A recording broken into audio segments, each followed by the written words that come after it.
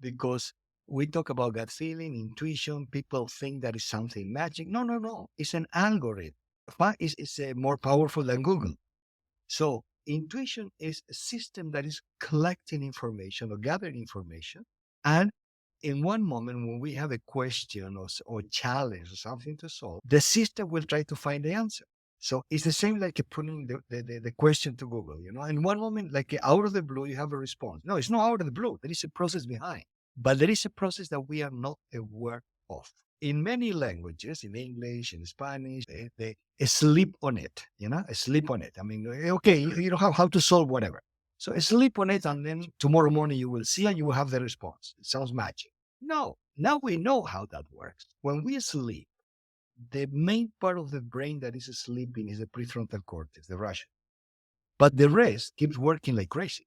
And when we have a question, that part of the brain will start to connect all the information that is already storage there to find an answer. And the next day, wow, I know what to do. Was magic? No, it was Google. Google human. Welcome to Unleash Thyself, a podcast where we journey into the depths of personal transformation, spirituality, and growth. I am your host, Konstantin Moron, and today we're venturing into the fascinating intersection of neuroscience and executive coaching with Carlos Davidovich. Carlos, a medical doctor turned TEDx speaker and executive coach, brings a groundbreaking perspective to leadership, self, and others through the lens of neuroscience. In 2023, Carlos introduced 5 Brain Leadership, practical guide born out of his dedicated research and his TEDx talk in Prague. Now, that's a book I've read personally since I've had a chance to interview Carlos, and I would highly recommend it. Some fascinating information about how our minds and, of course, how our brain works and how we can bring more into our life, more of what we want. Now, this book serves as a guiding light for anyone looking to break free from limiting beliefs, explore the cognitive depths, and apply these insights beyond the business sphere, of course, to the personal development of self and beyond. Today, Carlos will share why he transitioned from the medical field to focus on the neuropsychology of leadership, the challenges leaders face in fostering genuine connections, and the transformational impact of understanding our multi-layered minds. You know, I like to say this all the time. We are all leaders in our own life, regardless of the titles we may hold in our professional lives. Now, in this episode, we'll also dive into the concept of the 5 brains and how this framework can revolutionize your approach to leadership and self-awareness. Carlos's work in neuromanagement and his insights on developing intuition and identify the narratives of our inner voices promise to inspire and empower you. Now, this is the first conversation of a few between Carlos and I that have been recorded, of course, at different times. This is the very first one and is setting up the foundation. So join us as we explore the neural pathways to exceptional self and others' leadership with Carlos. But before we start, I have a small favor to ask. Please subscribe, like, and share your thoughts in the comments. Your engagement helps us continue to bring these transformative stories to life. Let's begin.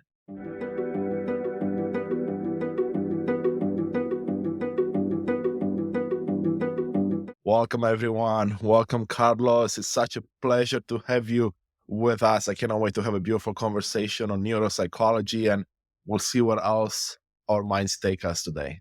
Exactly. Thanks a lot, Constantly, for your invitation. I'm delighted to be in your program. Absolutely. Absolutely. Love it. So I know people have had a chance to see your introduction, but as a medical doctor, as a TEDx talker, and also now an executive coach, I would like to understand a bit more about how you decide to go on this path where you're using neuropsychology to help so many people excel in their leadership and excel in their careers and entrepreneurial adventures. That is a great question, Constantine. I tell you, my life really changed many times and many places and many countries, including Canada, where I was living there for many years. But I will say there was a natural evolution, if I can say that. Okay. If you ask me if I was, I would say, planning my life, the answer is no, definitely no. I mean, life was putting me options and opportunities, and I was the one, of course, making the decision to go that path. But things came out in a way that today I tell you, I feel I'm doing what I like the most. That is to support people and helping people. I would say supporting people to understand a little bit better about themselves. That Yeah. I think is a topic for your podcast as well. But that's my, I would say, what was running my life. I mean, regarding this inner development and inner evolution. And there are different ways to do it.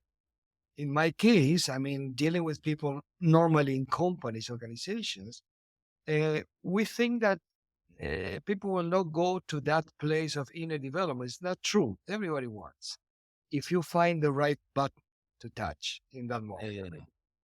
Yes, I love that. I love that. So, were you always fascinated by neuropsychology or psychology in general? Because I know, of course, in neuropsychology, there's been a lot of progress in the last, decade or so. Yeah. No, the answer is no. I started being medical doctor. I was internal medicine was my specialty, my expertise on. I was always, and that is the truth. I was always, since I am an adolescent, interested in human development, Yes. whatever that could apply to. Personally, I went through different spiritual paths, and I did a lot of meditation. Okay, my own process, let's say. Yes.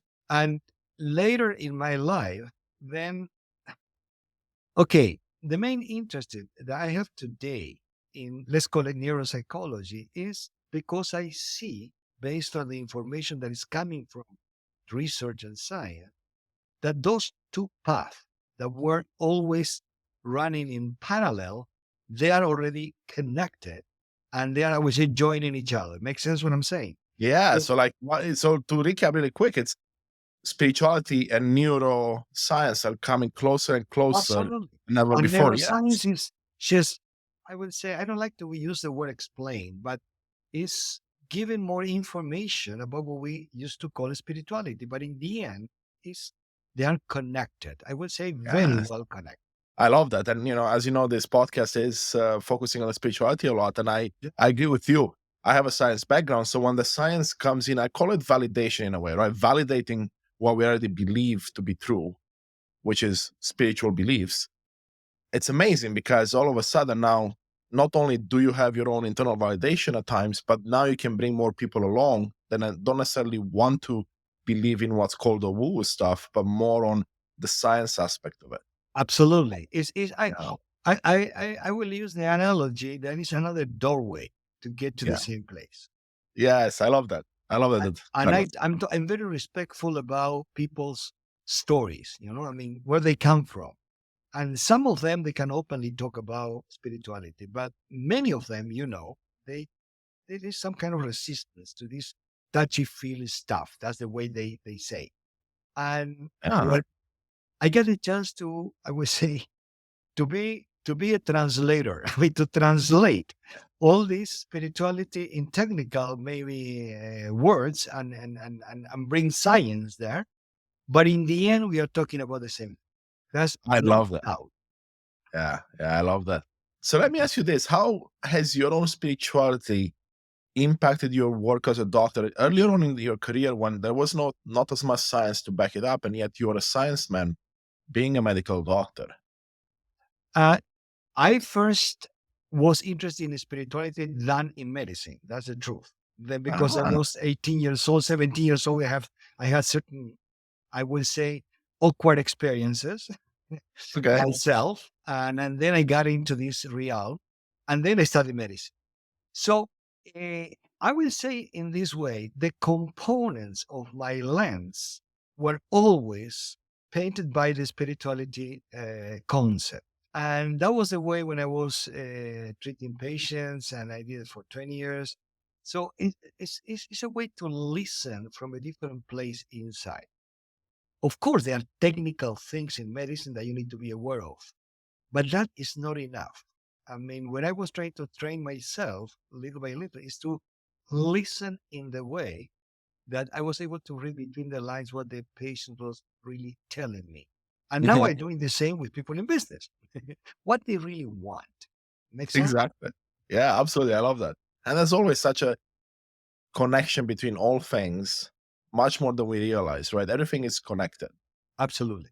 So, Carlos, let me ask you this. What would you say was the biggest catalyst to make you decide to switch from being a doctor to diving more into the neuroscience and now doing what you do today? There was something in between. So in between was that I was born and raised in Argentina. I did medicine there, I practiced medicine there. I was working in business there as well. And in one moment, I decided, for personal reason, no work, to move to Europe.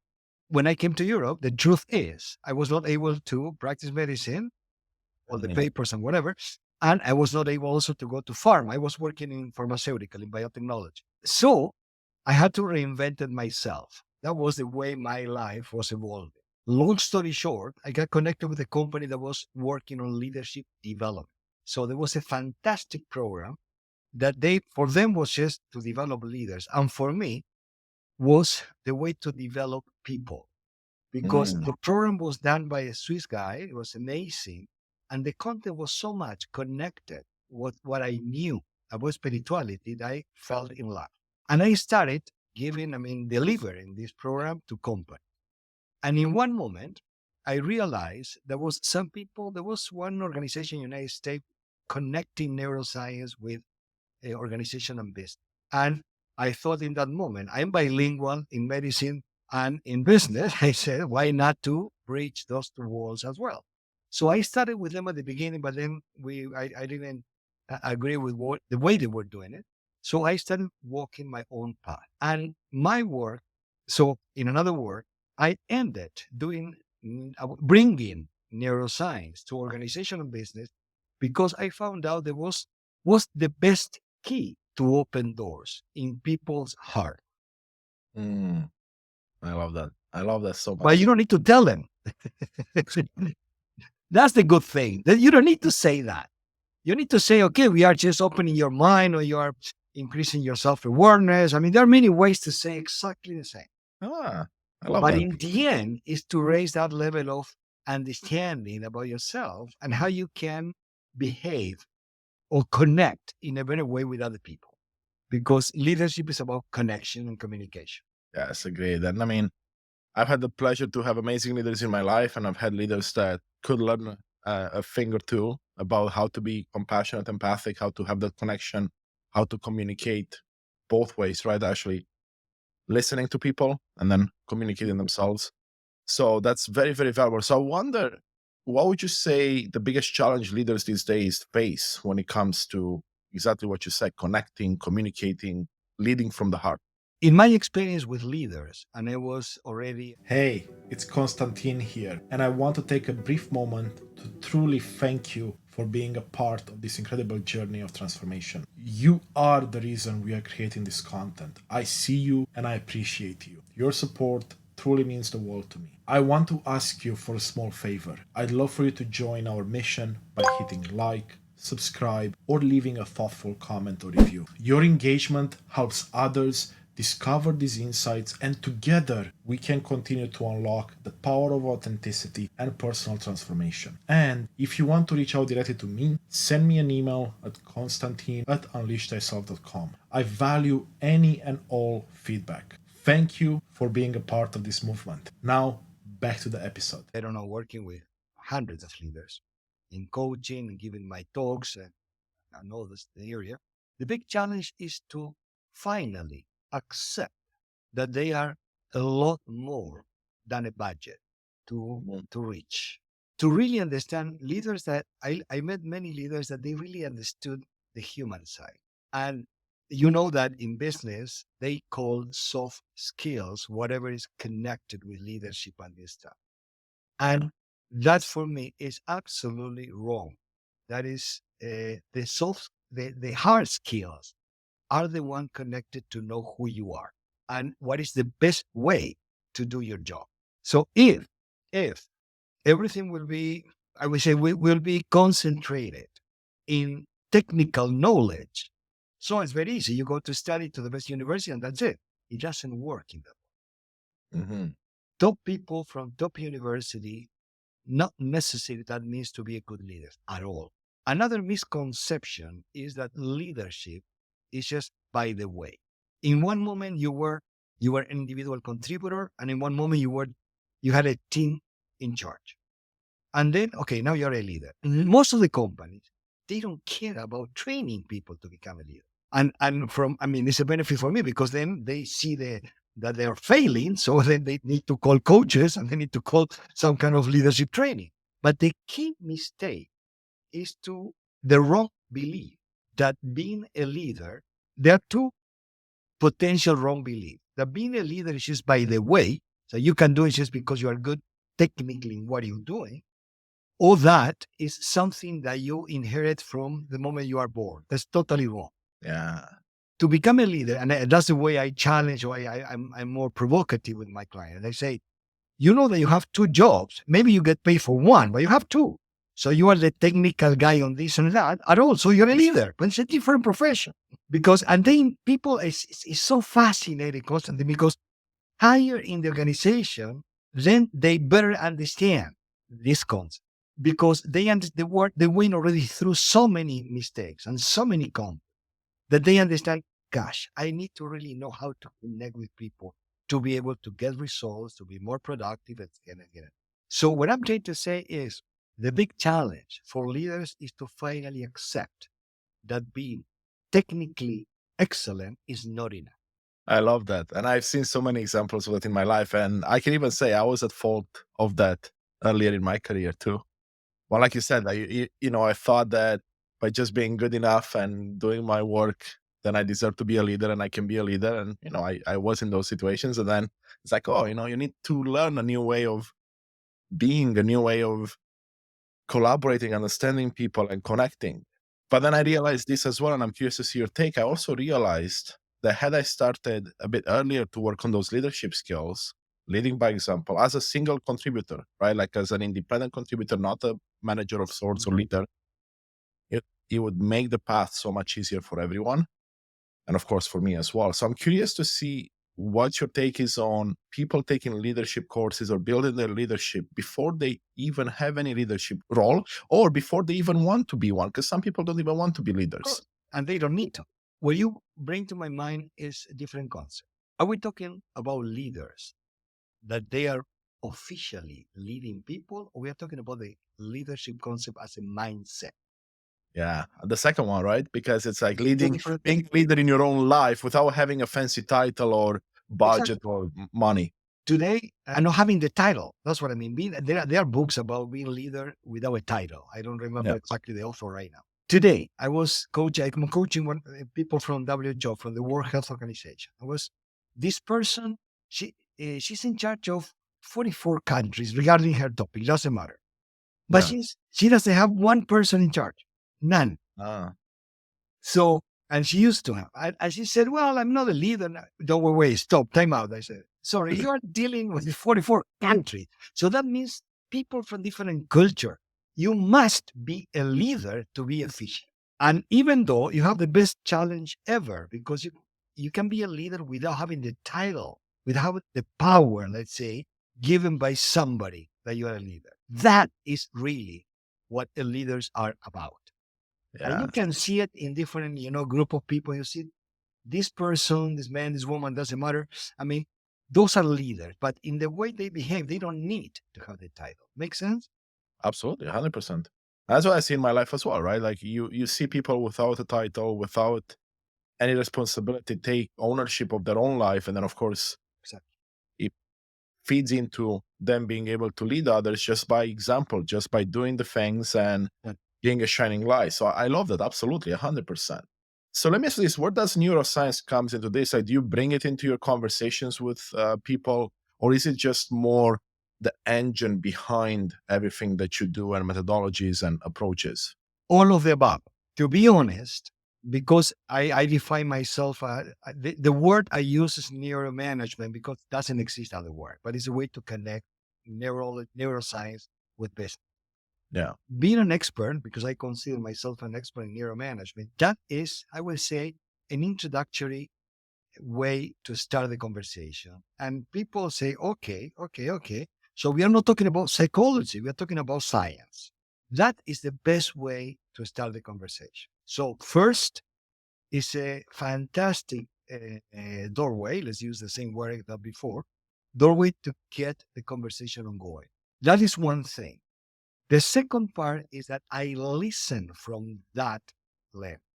So Mm.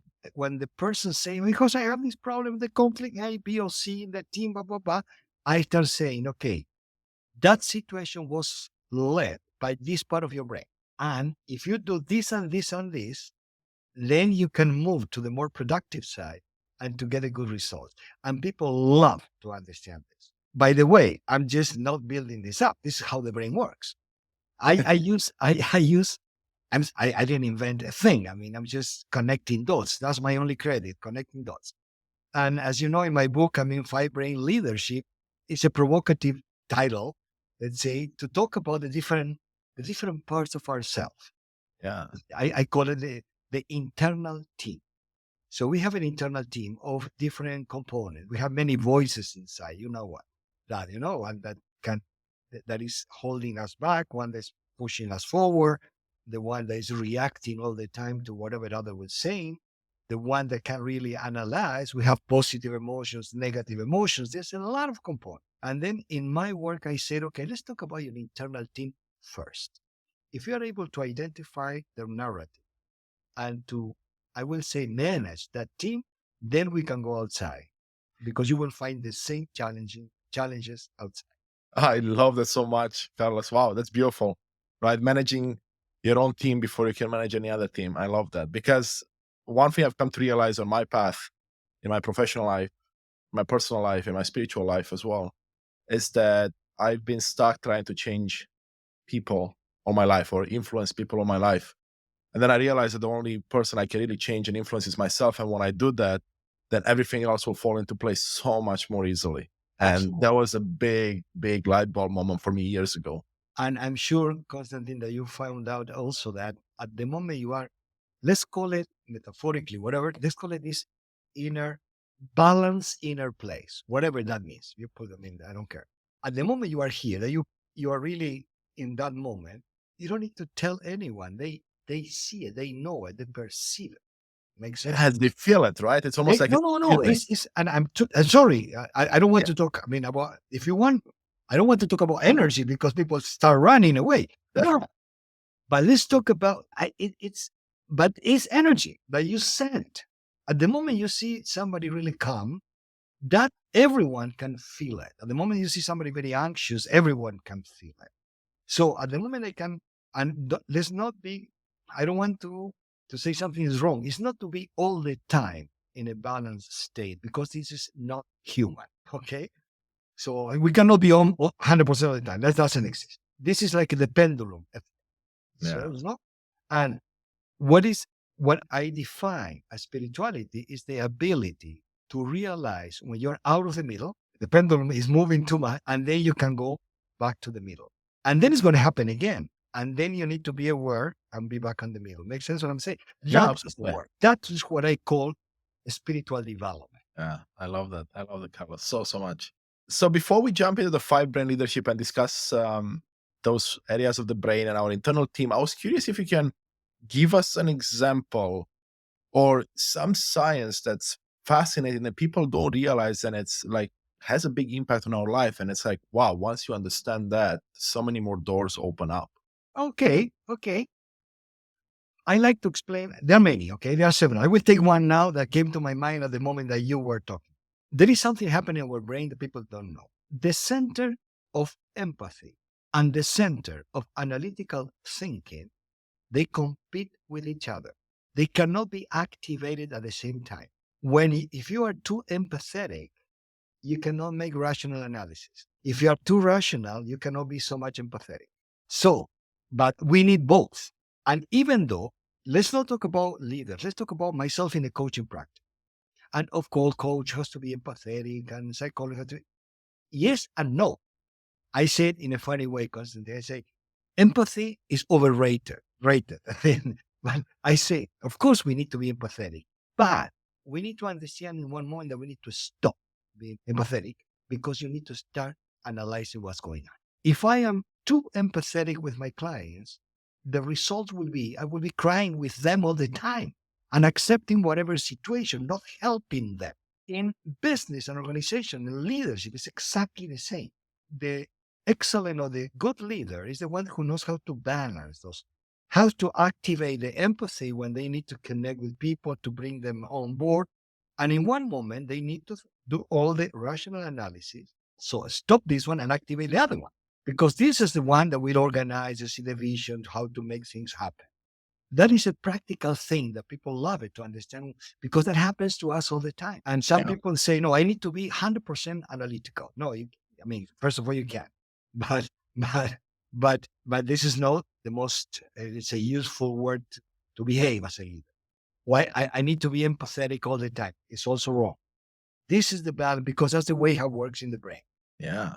It's And if, I it's a- mean, if let's say you could be one or the other 100%, I mean, there'll be a price to pay, right? If you're 100% empathic, then you can't really be analytical, according to what you said, right? absolutely. And vice versa. If you're 100% or close to being 100% analytical, then you don't have empathy. So there's a price to pay in the Absolutely. scenario. And the balance, like you said, is so beautiful to bring yourself back to balance Yeah. so you can organize this. Now, a thought came to mind as you were sharing this. I mean, many thoughts, but one in particular is that whatever you just talked about, we're talking in the context of leaders, but we are leaders of our own life. So if I'm a parent, right, if I have a partner, if I have friends, I would imagine this comes up all the time, because if I have a friend that's going through something tough and they come to me to just have someone to talk to and for me to listen to them, then the empathic area I would imagine has to be active a lot more than the analytical side, because the analytical side may not have any value.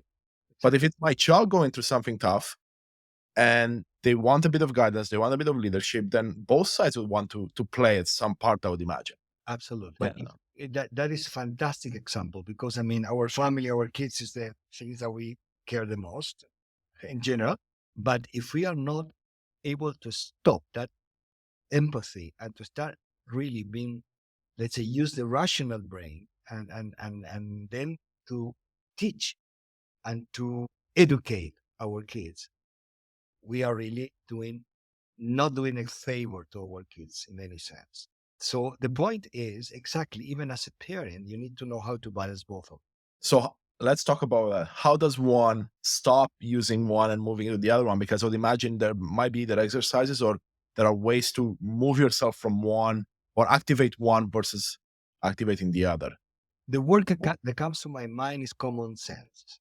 Or another word is, what is your goal with your children? Do you want to educate them to become good adults and adults, successful adults in life, let's say? Or just you want to, let's say, to cover whatever they are saying and to accept whatever they are saying without intervening or bringing what you already learned to the table. Makes sense what I'm saying? Mhm. So it's not about one or the other. It's about knowing what is your goal and your objective in life regarding your kids. I want to educate them. So I need to be rational. I need to bring my rational analytical thinking to be able to explain to them what is better for them from my perspective, of course, and what is the best way that they can be developed as a human being. And I'd imagine that applies in leadership as well, right? It's pretty much like if you remove the word child and parent, then it's pretty much the same thing, right? If I'm looking to develop my team to help them grow, same idea, right? Like where do I stop that? And what comes to mind here is that when I'm thinking of my life, because I know that best, right? Sometimes the analytical mind jumps in without, let's call it my control, even though of course I'm in control, I just don't realize it. Or my empathic mind, my emotional side jumps in again in a situation where perhaps I would be better suited to use the other side. So I'm curious how you have seen from science how we can get a hold of this pattern where things happen without our control. And again, I put air quotations here because I know we have control, but sometimes we don't realize it.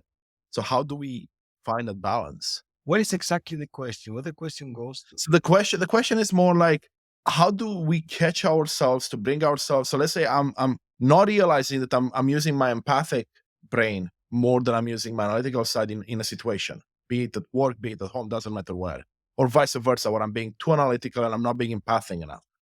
And how can I stop myself to bring the other side in? Because I look at myself, and in the past, it's happened where like I wasn't necessarily aware that I was doing too much of one or using one too much. This is a learning process. And mainly it's a learning process about ourselves. Mhm. The way to see it is through others. So if I will see the behavior of my kids, my children. If there is a learning process in them, then I'm doing a good job. If they are repeating the pattern without learning and repeating the same things that I think are not correct, something I need to check on my communication in the way I'm connecting with them, because it's not being productive. It's not positive. There are people, you will find people that are, let's say, in these two areas, empathy and analytical thinking, they are more oriented to one than to the other. That's true. That's absolutely true. But then it's a I would say, self-awareness process to know what is my balance, my middle state. There's no formula for that concept. Yeah. There is no formula, because in the end, it's based on the interaction with the other. So, and in some moments, I will be more strict with my kid, let's say, than other moments in similar situation, because the context change. So again, now you brought to me the analogy of it. Leaders think that is by the way. Parents think that is by the way, and nobody teach them how to do it. And I'm not saying there is a formula how to become the best parent ever, but there are tricks. There are, let's say, is neuroscience behind, is a lot of psychology behind dealing with our kids that we should learn, but we don't do it. We become parents in one moment, we are happy, and then we are absolutely despair on knowing what to do next. And then there's a learning process, and we learn with them. So, and then when you see that there are 3 or 4 kids in a family, the first one was suffering the learning process of the parents. That's for sure. Yeah, yeah, There's absolutely. no other way. Yeah. So going back to the five brain leadership, your book, and the five brains, can we dive a bit deeper into the five Yeah. brains and how they control our life or help our Yes.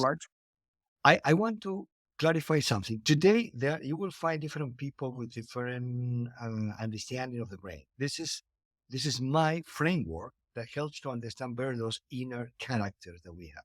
Now we talk about the adaptive brain. They say it's not exactly so. I will say the evolution was not exactly like that. You will find different theories. For me, it's so useful because people clearly understand. I define five brains because here in our brain, the main brain, let's say, there was an evolutionary process. Nature didn't replace brain, was adding one over the other. There is a very, very primitive one that maybe you heard about it, the reptilian brain, that is about instinct, period. So instinct, black and white, basic functions, and it's the oldest in the group. So this is the only one. I mean, it's 500 million years old. Then we inherit the brain of the mammalians, the mammals that are mainly emotional brains, big mammals, apes and horses and so on. And this emotions in human body is distributed all over the body. And we can go there if you want. But the headquarter of emotions is in that place in the brain here.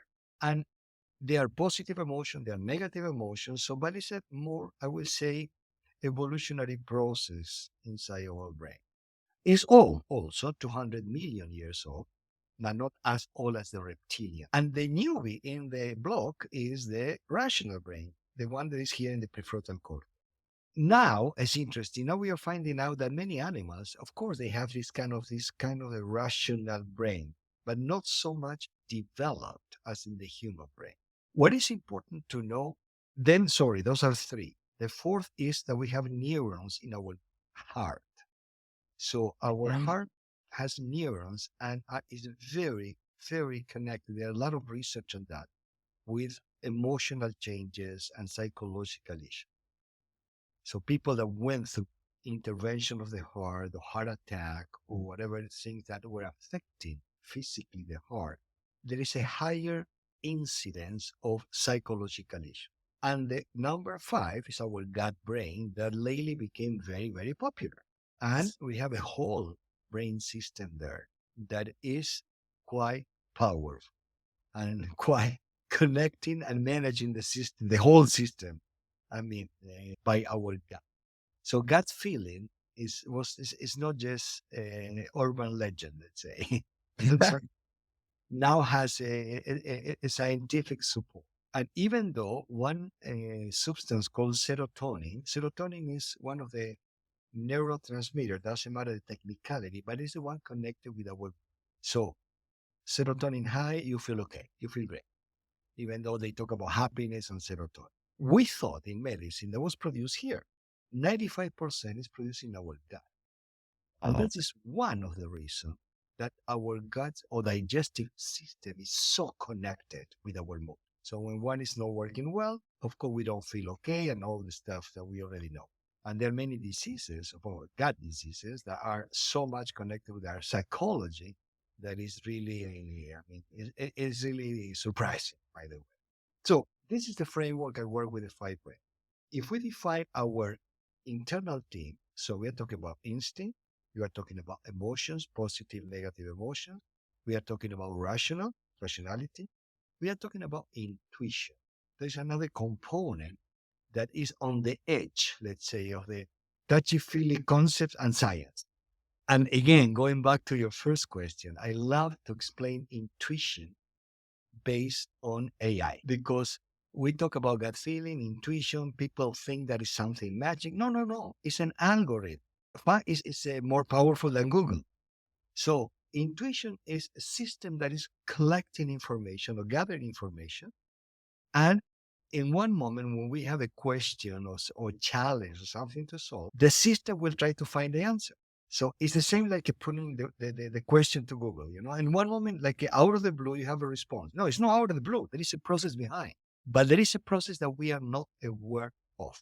In many languages, in English, in Spanish, they sleep on it, you know, sleep on it. I mean, okay, you know how to solve whatever. So sleep on it, and then tomorrow morning you will see and you will have the response. It sounds magic. No, now we know how that works. When we sleep, the main part of the brain that is sleeping is the prefrontal cortex, the rational. But the rest keeps working like crazy. And when we have a question, that part of the brain will start to connect all the information that is already stored there to find an answer. And the next day, wow, I know what to do. Was magic? No, was Google. Google human. Like, I human don't want AI. to talk too much. This is Yeah, no, no, fascinating. no, no. This is I love this stuff, Carlos. This is amazing, and it resonates with what I've come to understand both within me. Let's say the woo stuff is like it feels, and then also from the science point of view. So that's beautiful. And I like the fact that as you talk about the five brains, it's not just up here. Because as I do more research myself, as I do more learning and more reading, I realize how powerful the heart is and how powerful the gut is as well, and how all things are connected, kind of like everything in nature is connected, right? Like we're not just human beings in nature, we're with nature together, right? So it's like all of it is so connected and we don't realize it. And I love that. Absolutely. There's no way Yeah. not to be connected. That's what normally people they they would love to feel that we are not connected because it's too much responsibility. But the fact is that there's no way not to be connected. Yes. I love that. Okay. Wow. There's so many directions in which we can go there with the five brains. Huh. Let's see. Let's go back to the prefrontal cortex. Like, that can we, I call it the monkey brain, meaning that, Yeah, yeah, it's kind of gets in the way a lot of the times. yeah, yeah. So you said when we sleep, that goes to bed, but your subconscious mind, so the rest of yourself stays awake, absorbs all the information and processes whatever needs to be processed, so that you can get more clear answers. Exactly. Now, the solution being, let's say, for many, sleep on it. Is there a way for us as human beings to not speed up the process, but tap into it? Like if there's a decision that has to be made in the moment, right? People say, "Oh, I had a gut feeling," but some will be like, "I don't know what you're talking about. I don't have that." Exactly. Is there a way to develop that so you'll be able to listen to it? It's a great question. When I started working on this and talking about the five brain, I was quite concerned about the impact on executive, saying, are they going to accept this concept or they're going to say, I'm too touchy-feely guy? And Constantine, after many years, okay, many, many years doing this, there was not one executive that told me, I don't know what you're talking about. It was exactly the opposite. Coming to me and say, I know what you're talking about, the gas. And I know. My team was preparing the whole analysis, all the Excels, whatever, and say, okay, the conclusion is we need to go right. And I know to go left. The point, I don't know how to explain to them. And then I say, don't even try to explain, because that information came from a different source. And more experienced we are, that intuition will be higher. How to develop? And then I said, wait a couple of days, because the alphabet is not in the gut. The alphabet is here. So in a couple of days, you will be able to explain what's going on. And they laugh. But it's true. How to develop intuition? First of all, when I work with people, some people are very, very, I will say, attached to the analytical mind. And it's okay. But nobody, absolutely nobody doesn't have intuition. I mean, this is a fact. So when I start working, when I have the time to work in a coaching process, is hey, start writing down the first thought that comes to you when you are facing each other. The first one, not the post analysis. No. And all of them, they have a first thought that they don't trust, because if they don't see the process, they don't believe on the results. Makes sense what I'm saying? Yeah, So they need to touch the process. Then I understand it's 1 + 1 + 1. Okay, we have this number. Intuition is a different process. So when I say, I start inviting them just to realize that they're receiving that information. And then I tell them, now check it with your analytical mind. I'm not saying 100% of the time intuition is correct. That is not correct. But also the analytical thinking is not 100% correct. It's the same thing, you know? So what I'm saying is, now you're learning to have a different source of information. Take it, analyze it, and little by little what happens is they start experiencing that information most of the time is good information. So then I say, listen, so now that this is the point. You have more information to analyze, but this one is coming from a more profound part of yourself. yeah, And it's more, I would say, trustworthy. And they learn this. Do they become 100% intuitive person? The answer is no. But they start including more that information than before. They were not even listening to themselves. So then this is another inner character that we have, intuition, that we start just to give voice. yeah, yeah. I love that, Carlos. And I asked this because I know I was struggling with it a while back, and I decided to tap into my intuition more, tap into my inner voice, listen to it. One thing I did, which actually fascinated me, was like you said, I will listen to the first things that came up. Sometimes they'll be stronger than others, and Yeah. I'll take note of them. And I will not always follow them because, like you mentioned, the analytical mind comes in, and I'll be like, no, I got to do the other thing. And then I would kind of do an inventory and see when was I right or wrong according to that. And it was fascinating to see how many times I overruled my intuition, made a decision, and it wasn't the correct one for whatever the situation was. And that's eye opening. And it's not like you have to prove to someone anything, they can prove it to themselves. Absolutely. But it's a process. And Yeah. I respect a lot the personality of people. In the end, Constantine, is all of us, we will rely on whatever will make us feel safe. So feeling safe means I can trust this because I did all the analysis, And at the same time, I work with leaders that are highly intuitive and they don't care about any analysis. They just say, I know what to do. And they are strong in a top position, people that already know the value of that, and they say, I go with that. I don't have any doubt. So they learned really to trust. But again, can they make mistake? Of course. I mean, life is more complex than that. This process. It's not Yeah. so linear, let's say, it's more complicated. But it's important, and the work I do with my clients is identify the narrative of all your inner components, inner voice, and then the real you will make the final decision. This is And not, how do you identify that? this is another very interesting process that I see. It's not easy to understand that we are not our instinct, that we are not our intuition, that we are not our emotion, that we are something else that coordinates the orchestra. And in that, this is what, for instance, all the mindfulness, that now came to the mainstream, then it's a meditation technique, by the way. Mindfulness is be aware that you can observe your thoughts. That is mind blowing for many people. You don't need to some people say, I cannot meditate, I cannot, be so patient. It's okay, don't do it. But in some moment, you can observe. I use a lot the concept of metacognition because it sounds very scientific. It is. Me- Metacognition is, is the ability, it seems like it's only human so far, we are not sure, that is to observe ourselves from outside. Those are the moments that you are doing whatever, and in one moment you ask to yourself, what am I doing? This is, you're observing yourself from outside. So then I work with that a lot. So what you are observing about you and learning that process, that gives so much relief and power to people, because it's not that it's not that you're running, you're running, you are, let's say, pulled by the instinct, pulled by the emotion. No, no, no, no. Those things are there, but you can decide where to run or what to do. For that, you need to identify those voices, those narratives. Make sense? I don't want to complicate it. I want to make No, it no, simple. no. This is beautiful. This is magnificent because that's the same thing I've come to understand and believe and work with people in my life and myself specifically, right? So please, yeah, please continue. It's beautiful. No, no, no, no. It's just to say, at the moment that they, again, I talk about metacognition. That is one of the functions of our brain.